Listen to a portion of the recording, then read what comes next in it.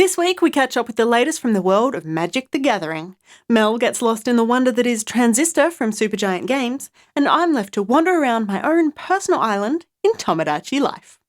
This is Player Attack.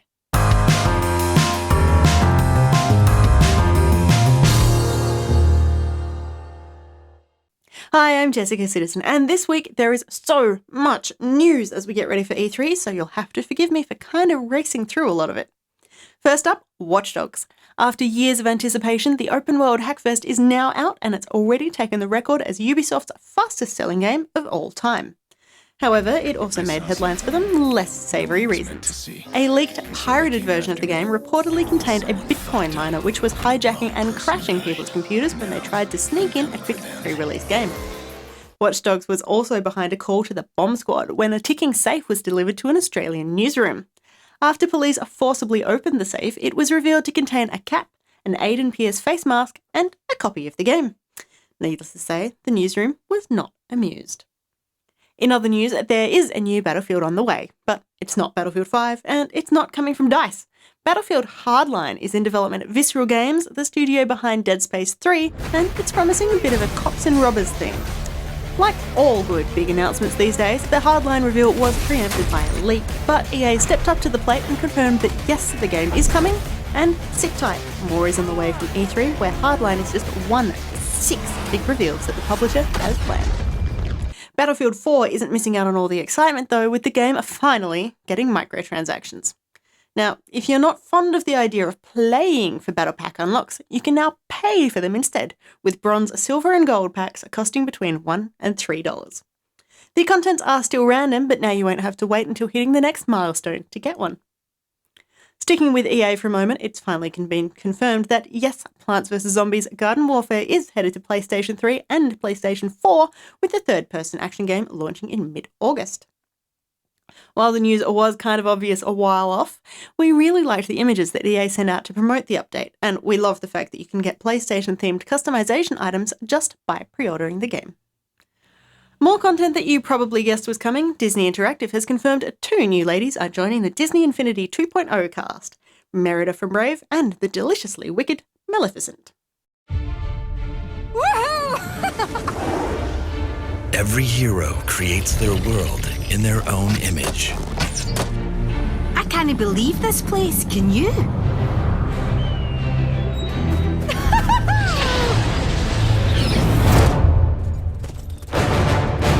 So does every villain.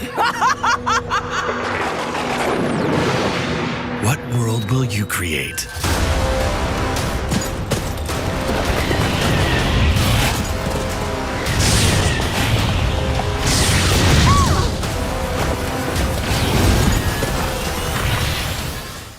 These 2 are the first Disney-themed characters confirmed for the new game, which also contains a whole stack of Marvel superheroes. But if you would prefer your heroes to be from the DC side of the fence, LEGO has you covered. There's a new LEGO Batman on the way by the end of the year. LEGO Batman 3 Beyond Gotham will take you into outer space to stop the evil villain Brainiac, who wants nothing more than to shrink the Earth using his lantern rings. I look into the abyss. Bruce! Seriously? Is that a new spacesuit? Your suit looks really good, is all I'm saying. One hero to another, it's really working for you. Sorry, right, brooding. Carry on. I look into the abyss. No, he's right. It really complements your figure. Meh, should've stuck with black. With more than 150 characters and a map filled with iconic locations, LEGO Batman 3 is coming to PS3, PS4, Xbox 360, Xbox One, Wii U, Vita, 3DS, and PC. In quick news, we haven't heard much from Bayonetta 2 recently, but the game has just been rated by the Australian Classification Board, so a release is hopefully imminent. Filming has officially wrapped on the Warcraft movie, so now we just have to wait 2 years for the cinematic release. Former Microsoft CEO Steve Ballmer has emerged as the top bidder in a high-stakes auction for ownership of the Los Angeles Clippers basketball team. His bid sets a record price for an NBA team, a whopping $2 billion. Now, Crytek is the latest developer to jump on the MOBA bandwagon, revealing Arena of Fate, a brand new 5 vs 5 online multiplayer experience starring a few familiar faces.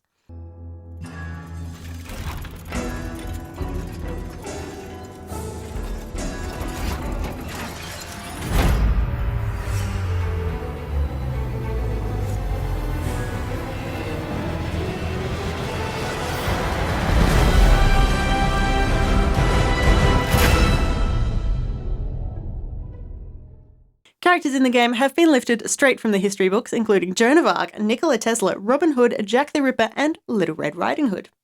Arena of Fate is set to hit early access on PC in the next few months, but we're guessing we'll learn a bunch more stuff at E3 next week.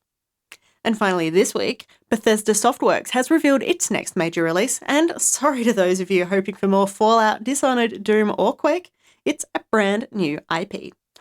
Battlecry is a multiplayer action combat game set in a world where gunpowder has been outlawed and everything you know about warfare is now a thing of the past.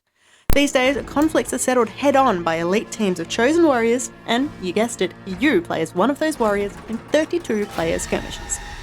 Trained and bred for battle, the glory of your nation rests on your shoulders as you progress through the ranks, unlocking abilities and effects, fighting as the fearless Cossacks or the powerful Royal Marines. Battlecry is still a fair way off. We're told not to expect a beta until 2015, but what's on show so far is looking pretty great. Did we mention it's a PC exclusive? For more information on any of these stories or to keep up to date with the latest gaming news, head to playerattack.com. But for now, stick around, got plenty more still to come.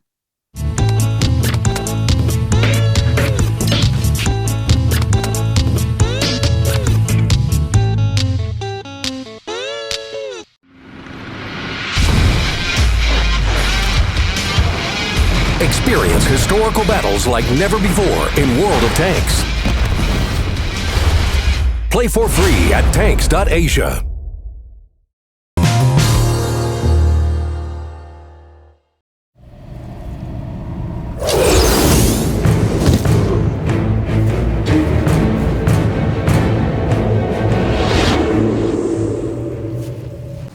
Hi, I'm Jessica Citizen from Player Attack. We are here with Will Chan from Wizards of the Coast, and we are talking Magic the Gathering, which is back even bigger than ever with Magic the Gathering 2015. It's great to have you back. Absolutely, Jessica. Great to see you too. So, most people by now have caught up with the basic backstory of Magic the Gathering, but can you give us a super quick recap for people who might not have somehow managed not to hear about it yet? Absolutely. So Magic the Gathering is a game where you play the role of a Planeswalker, our version of Wizards, and you basically duel other players by assembling your best deck of creatures and spells and all the resources needed to cast them. Now you're just going to, bash on each other one-on-one or in a group setting with all your friends, and the last one standing takes the cake. So if people have heard about Magic the Gathering, or if they're going, hey, that sounds pretty cool, what's the easiest way for someone to get into it all? Do they have to go and buy a whole heap of cards that they don't understand and might never use again? Absolutely not, actually. If you're just looking to get a taste of Magic the Gathering, then Magic 2015, Duels of the Planeswalkers, our latest app that'll be launching in July this year. That's the best way to start playing the world's best strategy trading card game. Now, Magic 2015 has a very robust tutorial system which will teach you all the basics of Magic from the comfort of your Xbox or your iPad or even on your computer on PC via Steam. Now, Magic 2015, beyond the tutorials, it lets you, teaches you all the different themes available in Magic. So Magic has 5 different colors, and each of those colors has its own strengths and weaknesses and represents different elements. For example, red's about fire, which is chaos and destruction. Black is kind of your death magic, which it's power at all costs, sacrifice everything to win. So you've got those kind of concepts available, and you'll explore all of those as you play through Magic 2015 Duels of the Planeswalkers.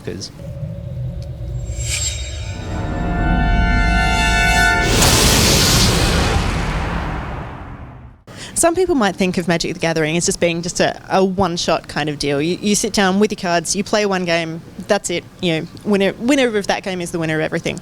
Duels of the Planeswalkers 2015 actually has a single-player campaign. Can you tell us a bit about what's going on there?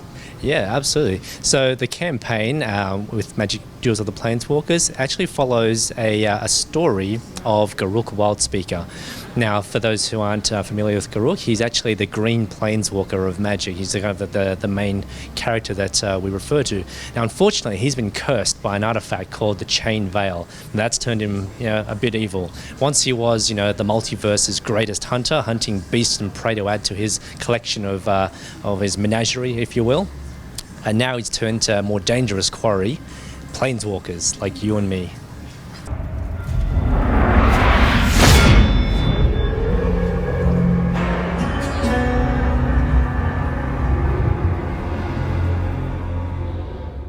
With Magic 2015, it's not just the new game that's different this year. There's a whole bunch of new cards as well.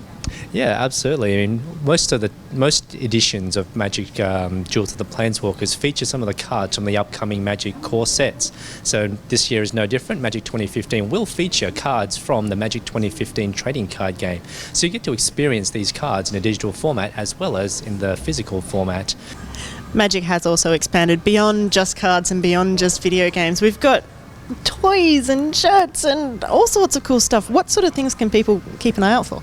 So you've seen our lovely licensing display here. So we've just launched in conjunction with Pop Vinyl, we've launched our Magic the Gathering characters, all based on the Magic 2015 core set. We've also got some legacy action figures. So they're just kind of like taller models of our Planeswalkers for display purposes. Apparel, of course, is always available. So with each block, new plane, new theme we explore, we've got new apparel to go with it.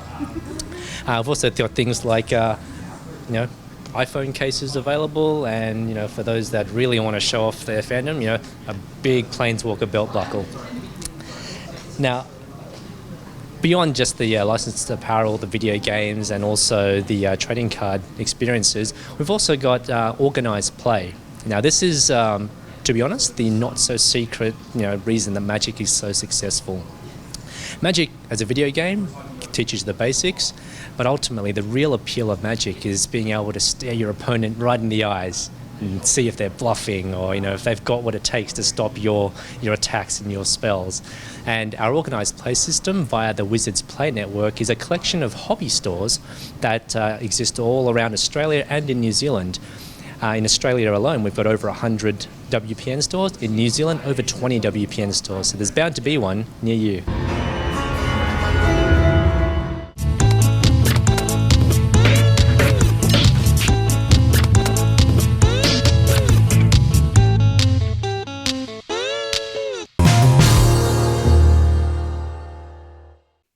Let me tell you a story about a girl named Jessica Citizen. No, not me, I'm just a lookalike. Jessica Citizen lives in another world, in a place called Player Attack Island. She lives in a little one-room apartment, currently decked out like a Victorian library, and she really likes tacos. Her favourite things at the moment include walks on the beach, going fishing, and practising yoga with her friend Daria. She's currently standing on top of an observation tower in a tartan skirt and yellow cat ears, blowing soap bubbles. As you might have guessed, Jessica Citizen was the first character I created in Tomodachi Life. She's been a bit of a guinea pig for me as I work out what this game actually is. To be honest, I'm still not really sure it can be called a game. Tomodachi Life labels itself a life sim, so I'd put it in the same sort of category as both The Sims and Animal Crossing, but there's more to it than that. By now, you've probably heard that the game is an exercise in absurdity. While the lookalikes are capable of saying some very sensible things, at times they will spout sheer ridiculousness, and you don't want to see some of the things they dream about. If you've ever spent time talking to a chatbot or something else that has sort of learned human speech patterns, you'll have a good idea of what you're in for. If you've never had the pleasure, you're in for a treat, particularly when the lookalikes start talking amongst themselves. The experience is made even more bizarre by the fact that the lookalikes actually talk, and they each have their own unique voice, which you can adjust through a number of sliders. Playing the European version means that everyone on Player Attack Island has a slight British accent, which was charming, but a little unnerving to begin with. I don't know, I'm Australian, so why did I expect my lookalike to be American?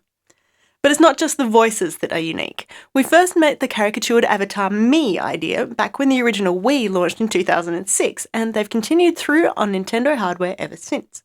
The Miis in Tamagotchi Life are a little different to the ones that you might use in Wii Sports though. These ones have personality. There are 16 different personality types in the game, roughly aligned with the Myers-Briggs chart. Player Attack Island is populated by 8 of the 16 types, including a bunch of optimists, 4 leaders, a charmer, and a couple of perfectionists, but there are also designers, lone wolves, free spirits, and entertainers. Each one brings something different to the community. And this spills over into the relationships that each me has with their fellow islanders. Some are more outgoing than others, hosting house parties or other get-togethers. My mini-me practices yoga with Daria, and I recently gave Jimmy the Geek a Wii U, so now he has Mel, Johnny Robot, and Shigeru Miyamoto come over for a quick game or two. And of course, some of those relationships blossom beyond just friendship. My Miyamoto, for example, has married a fellow islander and they've had a baby. This particular child was named Leo. He had his mother's eyes and his father's smile. He could have looked just like one or the other, or a randomized combination of both, just like real life. As you might have guessed, there is a whole nother element to Tomodachi Life: dress-ups. Each lookalike has their own taste in clothes and hats, so it's a matter of picking outfits for them and seeing if you can find something they like. Sometimes they'll help you out by asking for something casual or maybe something in a certain colour, but a lot of the time it's just, I want some new clothes, and you have to choose something for them. Once they've built up their own little wardrobe of clothes and hats, they'll even get changed while you're not watching. Now, if the lookalike doesn't approve of your choice, just like if she doesn't approve of what you're trying to feed her, she will make a frowny face and tell you she's not keen. You will be rewarded with happiness points and money for making good choices, so you just get less of them if the character's less happy. Each character has 2 foods which they love and 2 which they despise. These have their own animations, so it's completely worth experimenting with new foods until you find the killer combinations. Who knew Jimmy the Geek was so fond of potato croquettes? But after all that, I'm loving my role as a sort of benevolent dictator / god / housemate / waiter / playmate to my collection of lookalikes. I rule over an island populated with familiar player attack faces, TV stars, a musician or two, and a looming faceless Slender Man. Yes, Tomodachi Life does run the risk of getting repetitive. All this random content has to run out sometime, but the gotta catch 'em all elements of collecting food, clothes, and room decorations still has me hooked. I love checking in on what my islanders are doing, catching up with the news, and even breaking up fights. It seems my lookalike and Johnny Robot have very differing opinions over just who owns a certain teddy bear.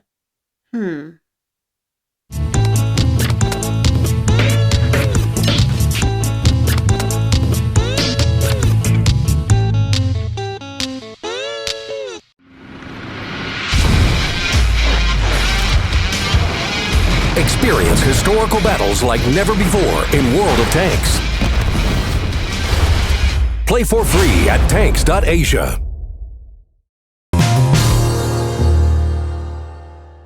I always thought it's hard to make new friends, but making enemies, I guess that's easy. We got 4 problems.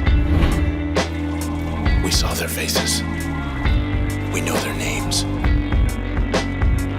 Know what they're capable of. They'll find us again. They'll find you and finish the job.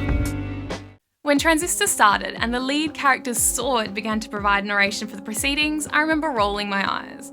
Come on, Supergiant Games, this can't be your go-to gimmick. At that time, I was naive. I didn't yet understand that the ongoing narrative was simply part of Transistor's arsenal and not its main attraction. I hadn't played enough yet to understand that there is no main attraction. Every element of Transistor culminates into one of the single most unique video games I've ever had the good fortune to spend time with. If you're looking for critique, you should probably keep looking, because although I sat for hours trying to pick apart anything negative to say about Supergiant's second major release, I've sadly come up short. All I can do with Transistor is sing its praises. Rather than delivering you a direct storyline, the team at Supergiant's Games have instead decided to make you do the work, piecing together the narrative with your brain. Transistor drops you right in the middle of it. The main character, Red, awakes atop a roof in the city of Cloudbank, and the story of how she got there slowly unfolds across the course of the game. Paying attention to posters around the city, you learn that Red was once a famous singer, but her voice has now been stolen. You also learn that Transistor, the giant sword, has a consciousness all of its own, as well as harbouring deep feelings for Red. The pair set off to destroy an enemy known as the Process, facing Camerata along the way. It's worth mentioning here that I played Transistor on the PS4. While the game is available on PC as well, the console version does have one surprisingly killer feature. You can choose to hear the game's rolling narrative come from the DualShock 4 speaker instead of from your TV. And although that might sound cheap and gimmicky, you'd be surprised at how much this tiny feature adds to the overall experience. The voice is supposed to come from your sword after all. Anyway, if Transistor wasn't interesting enough, it gets better. You're not just putting together Red's narrative, but also the history and motives of the game's villains. Each enemy you face will leave you a little worse for wear as you really start to feel for the antagonists. The final blows you deliver at the end of the boss battle start to become something you dread rather than something you triumph over. Another unique element of Transistor? Combat. Transistor blends real-time and turn-based combat in such a way that defining it as either isn't quite right. It really is a new breed of combat, feeling more like the VAT system from Fallout 3 than the obvious comparisons like Diablo, Torchlight, or even Supergiant's earlier game Bastion. It's difficult to explain. You equip 4 primary skills to your character at any given time, and each of these 4 skills can be enhanced with other skills. So your basic close range attack is called Crash, and you can add an explosive effect with Load. Or you can add Load to another attack, maybe the long range laser strike named Breach. Each attack can be used in real time. There's no cooldown required, but some of them, like Breach, do need to be charged up in advance. The trade-off, of course, you'll get more power compared to something that doesn't need charging, like Crash. Sound too complicated? Don't think you'd be able to manage it all at once? You don't have to.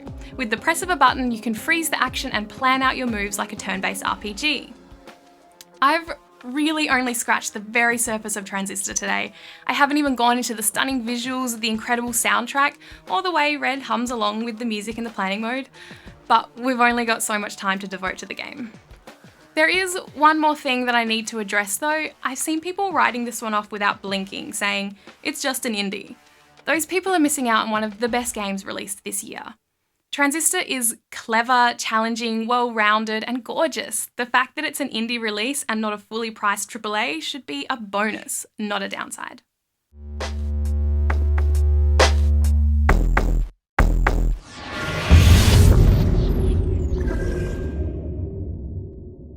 And that's about it for this edition of Player Attack. Thanks for watching. Next week, we're headed to E3 2014, which gives us a perfect opportunity to properly introduce the Player Attack team.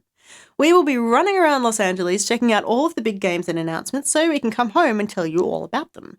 We're expecting big things this year from EA, Microsoft, Sony, Nintendo, just about everybody really. To keep up with the absolute latest, you can catch us on playerattack.com. We're on Facebook, YouTube and Twitter, and if you've got something you want to say, send us an email, mailbox@playerattack.com, or just hop on our forums. Till next week, I'm Jessica Citizen, and this is Player Attack.